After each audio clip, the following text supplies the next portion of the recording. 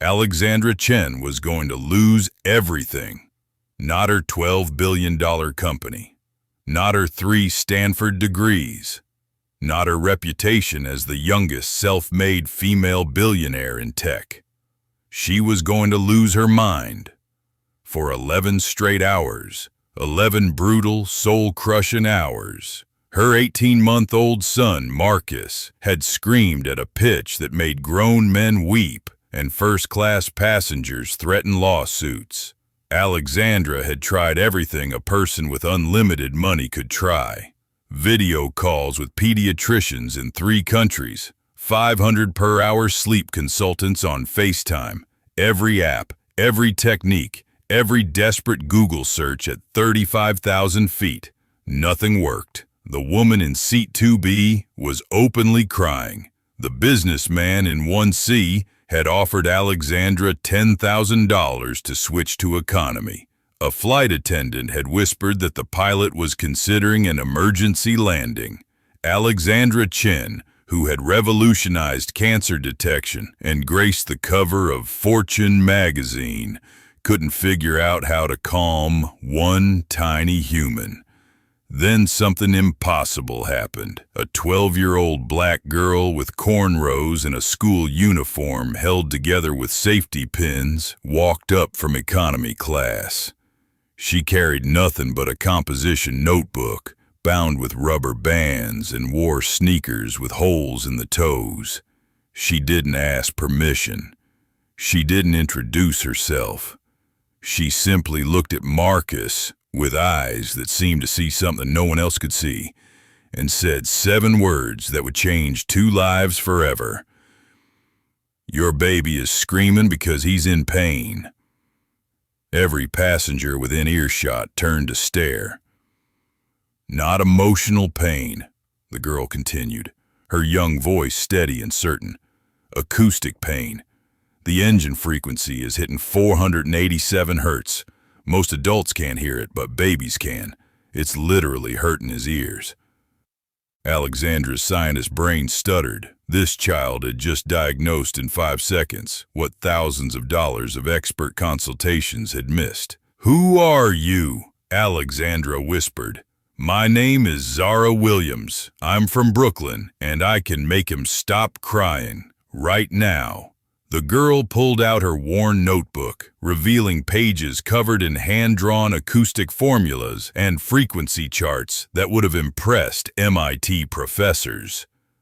Without waiting for permission, she began humming a specific pitch while positioning her small hands over Marcus's ears in a pattern Alexandra had never seen. 30 seconds. That's how long it took. Marcus's desperate screaming stopped. His tear-filled eyes opened, and for the first time in 11 hours, he smiled. 200 passengers held their breath in stunned silence. "How?" Alexandra started. Zara looked at her with an intensity that belonged to someone much older. "I see sounds as colors, miss. Your baby's crying was sharp red, pain frequency. I just showed him blue instead." In that moment, Alexandra Chen realized 2 things. First, she had just witnessed something scientifically impossible. Second, this 12-year-old girl with the holes in her shoes was about to teach a billionaire everything she thought she knew about genius, opportunity, and what it really means to hear someone's cry for help. But what neither of them knew was that this chance encounter wasn't just about stopping a baby from crying. It was about stopping an entire broken system from ignoring the most brilliant minds simply because they couldn't afford to be heard. The silence that followed Marcus's sudden calm felt louder than his screaming had been. Alexandra stared at this 12-year-old girl who had just accomplished the impossible, her analytical mind racing through explanations that didn't exist. Around them, first-class passengers leaned into the aisle, necks craning to witness what seemed like a miracle. "I don't understand," Alexandra said, her voice barely above a whisper. I consulted with specialists. I tried everything. Zara gently adjusted Marcus in her arms, maintaining a specific position that kept him peaceful. They tried everything they learned from books and training. I learned from necessity. She pulled her worn notebook closer, revealing a page filled with color-coded frequency charts. See, when I hear sounds, I literally see them. That engine hum right now? It's a deep navy blue wave in my vision. Your son's crying was jagged red lightning, pain frequencies between 450 and 500 hertz that most adults can't perceive. Alexandra reached for her phone, opening a frequency analyzer app. The reading confirmed exactly what Zara had said. 487 hertz. That's impossible. You couldn't know that without equipment. I've known since I was 4 years old, Zara replied matter-of-factly. Sounds have colors. Screaming is red. Laughter is yellow. Music is usually purple or blue, depending on the key. I thought everyone saw the world this way until I described it to my teacher and she sent me to the school counselor. A flight attendant approached cautiously, as if afraid any sudden movement might shatter the peace. Miss, I've been flying for 15 years and I've never seen anything like that. The elderly businessman in seat 1C, who had earlier offered $10,000 for Alexandra to switch seats, stood up and began clapping slowly. Others joined until the entire first-class cabin erupted in applause. Zara's cheeks flushed with embarrassment. It's not magic. It's just physics and neurology combined with a gift that maybe 1 in 50,000 people have. Alexandra interrupted, her voice filled with wonder. Absolute pitch combined with synesthesia. I've read about it in medical journals, but I've never met anyone who actually has it. Marcus gurgled contentedly in Zara's arms, his tiny fingers reaching up to touch her face. She smiled down at him and hummed a soft, melodic tone, a frequency that appeared to her as gentle swirls of sky blue. What are you doing right now? Alexandra asked, watching intently. Creating an acoustic comfort zone, Zara explained. I'm humming at 432 hertz. It's a frequency that promotes calm in most humans, especially babies. In my vision, it creates a protective blue bubble around him that blocks out the harsh red frequencies from the engines. Alexandra's mind was spinning. This wasn't just a talented child. This was someone operating on a completely different sensory plane, perceiving and manipulating aspects of reality that remained invisible to everyone else. Zara, Alexandra said carefully, why are you traveling alone? Where are your parents? The question seemed to shift something in Zara's expression.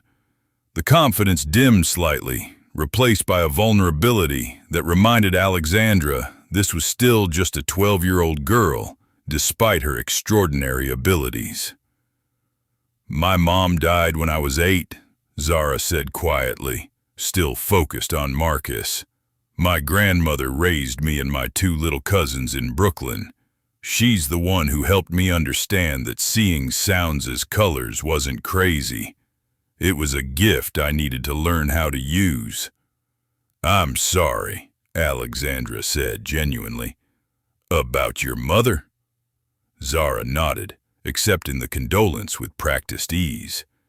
She was a music teacher before she got sick. She's the one who first noticed I could identify perfect pitch before I could even read. She used to say I was painting with sound. A lump formed in Alexandra's throat. She understood loss, understood the weight of carrying forward someone else's dreams. So where are you going? Alexandra asked. Dubai is a long way from Brooklyn for a 12-year-old traveling alone. For the first time since she'd approached, Zara's eyes lit up with something beyond calm expertise. Pure, unbridled hope mixed with terror. "The International Youth Sound Engineering Competition?" she said, her voice trembling slightly with emotion. "It's the biggest youth competition in the world for acoustic engineering, combining music, physics, mathematics, and neuroscience.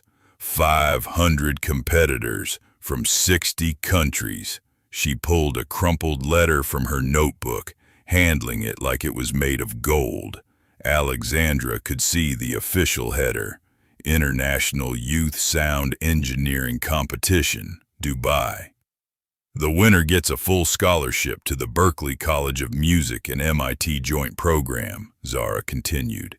"It's the only program in the world that combines music and engineering at that level. It's worth $400,000 over 6 years. Alexandra felt her chest tighten.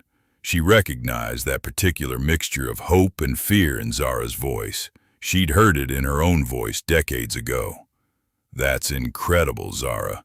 You must be extraordinarily talented to qualify." "I won the New York City Regional, then the Northeast Championship, then the National Finals," Zara said, her words coming faster now.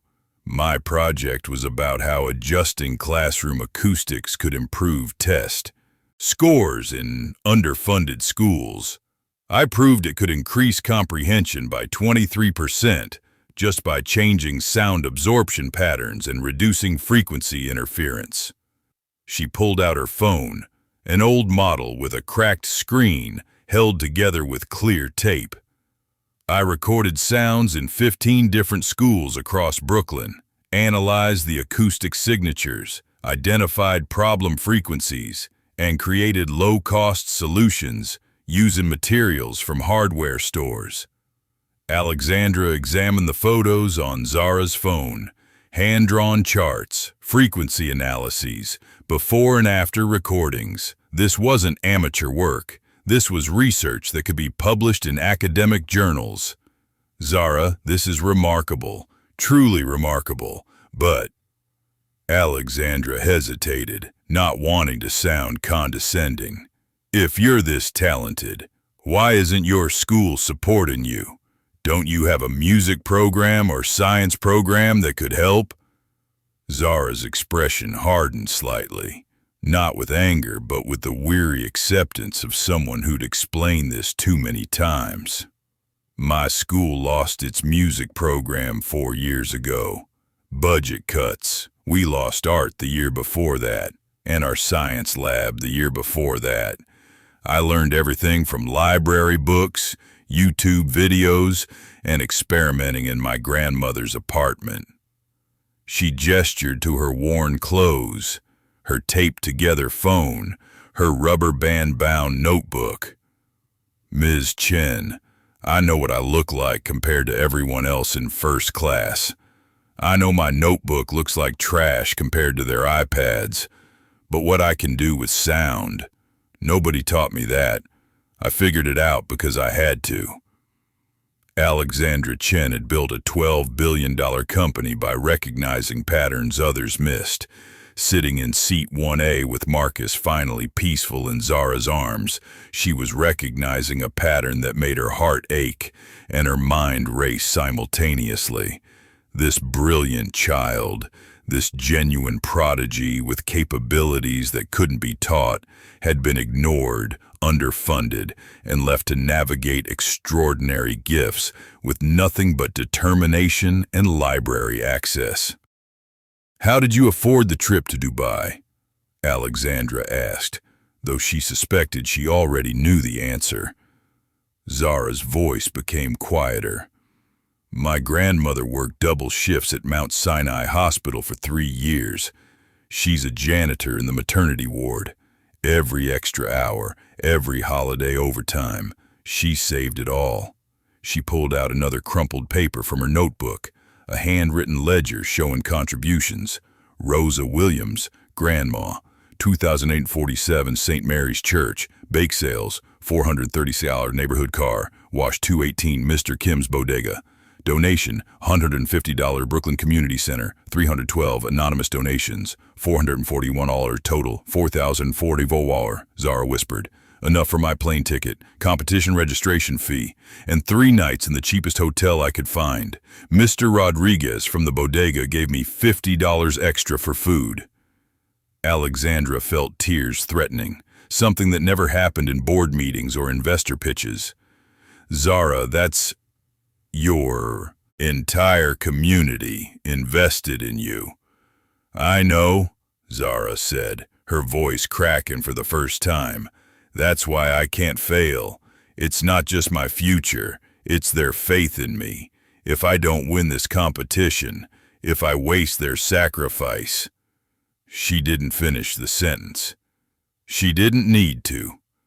Marcus yawned in her arms, completely content, completely oblivious to the weight of dreams being carried by the girl holding him. Alexandra made a decision in that moment, one that would change both their lives in ways neither could predict. Zara, I need to tell you something about myself, something I don't share often. Zara looked up, curiosity replacing the worry in her eyes.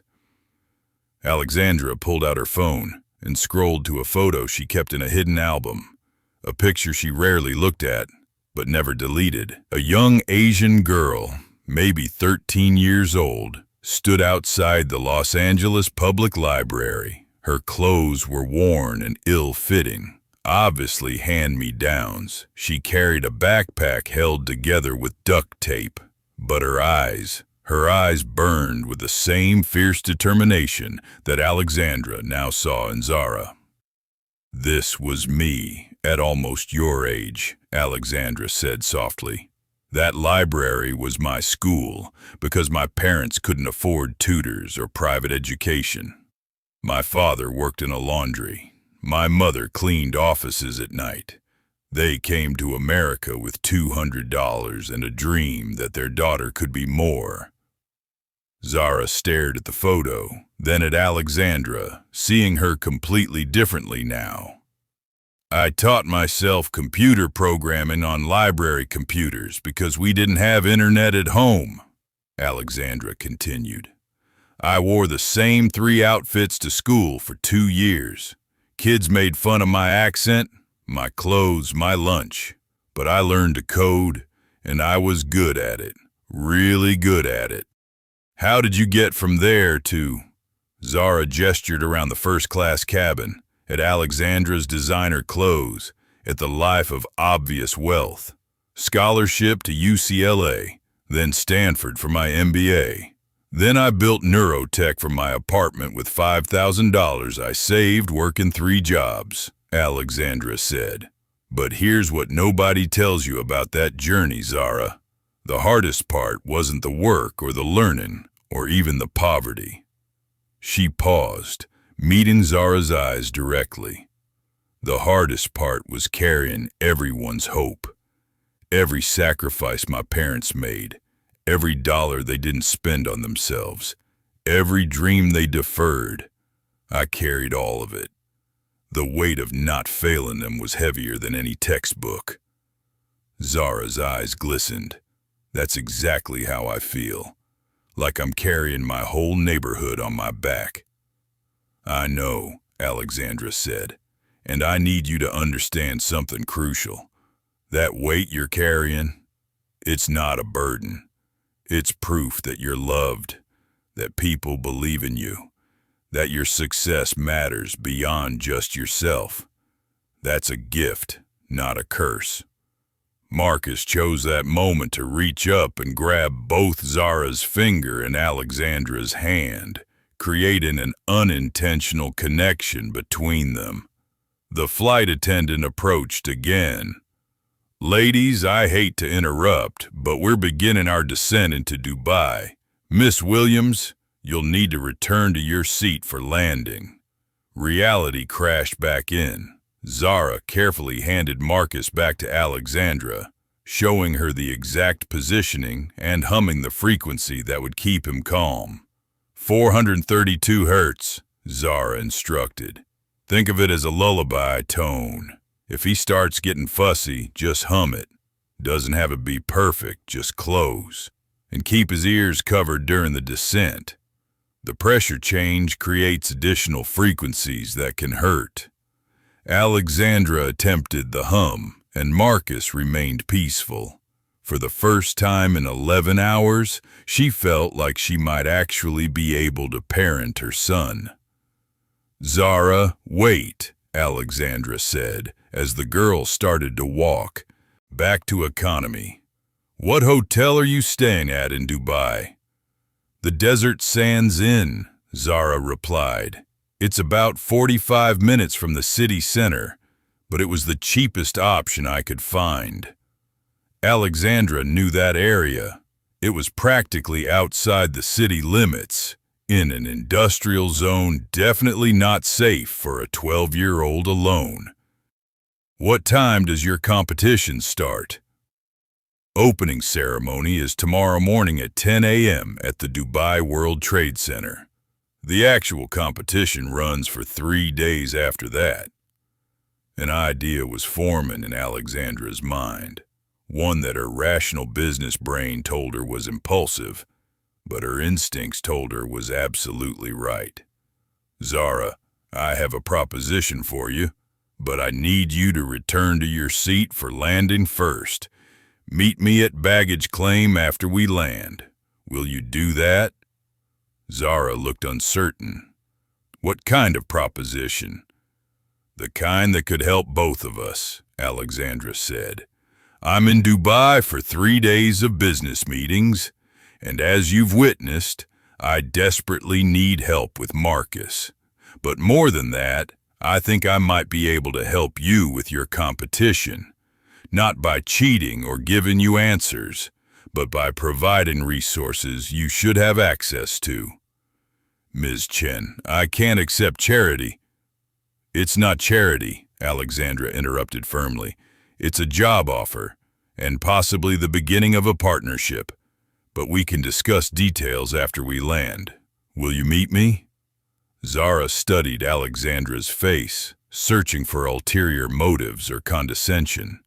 What she saw instead was genuine respect and something that looked like recognition, as if Alexandra saw in Zara not a charity case, but an equal who simply needed different circumstances.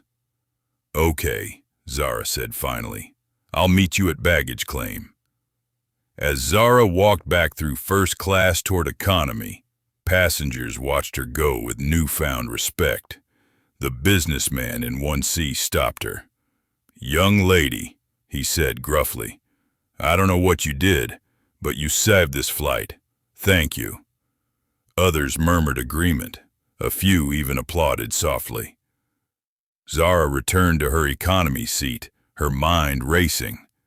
She pulled out her notebook and wrote, "Ms. Alexandra Chen, Neurotech Solutions CEO, self-made billionaire from poverty like me, offered proposition. What does she want? Can I trust this?